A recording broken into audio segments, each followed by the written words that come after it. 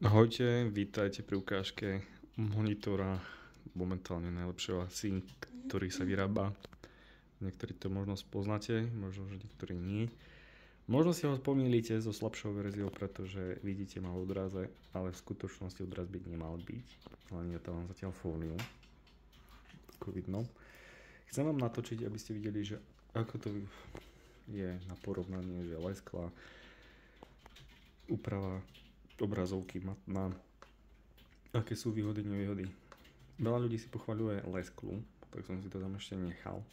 Už monitor používam hodín, aj to si ukážeme nastavenia a všetko. A som presvedčený, že matná úprava je lepšia. Nakoľko tu vidíme flag, vyzerá to, že to je na stene vzadu, ale to reálne na tej lesklej fólii. No, čo sa tak týka fólie, už musím strhnúť, pretože skrátka sa mi odliepa, vadí mi to. Začína tam chytať prach, čiže tu ani nevidím na kraji, že čo vlastne je. A tu už začína stieť. No a nakoľko je to celé pofoliované, tak je to vlastne aj v týchto častiach. Takže to si strhneme tiež. Jedná sa o tento monitor. Toto nejak vyzerá. A samozrejme ten kryštál tam nie je.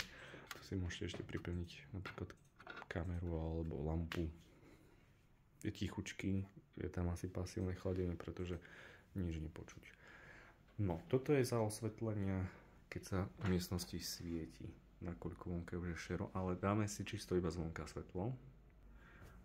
A takto keď som zásal. Čiže toto je prirodzené svetlo z pravej strany. Takto to vidno. Znova si rozsvietím. Rozsvietím si ešte nejaké svetlo, ktoré by bolo za mňou. Ako vidieť, robí to dosť diskomfort pri pozeraní, aj keď je síce obrazovka vypnutá. Takže si ukážeme pri zapnutej, len som musel ukázať, ako to moc vidno. Všetky tie odrazy. Dám ešte asi aj fotku, nakoľko to video kus rozmazáva kvôli nedostatočnému osvetleniu.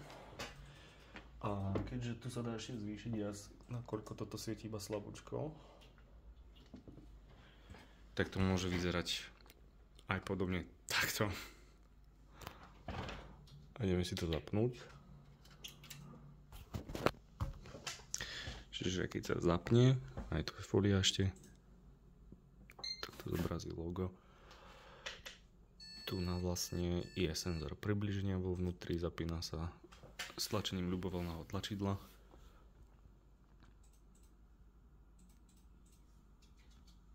Ja si to pauznem. A takto už krásne vidno, že vlastne ak sa nezameriavame priamo na ten odraz, dá sa to krásne čítať, vidíme. Čo troška nevýhoda, je to plný jas, ako vidno, takže už z toho viacej nevyťažíme. Samozrejme, ešte uvidíme výsledok, keď stiahneme fóliu, takže sledujte ďalej.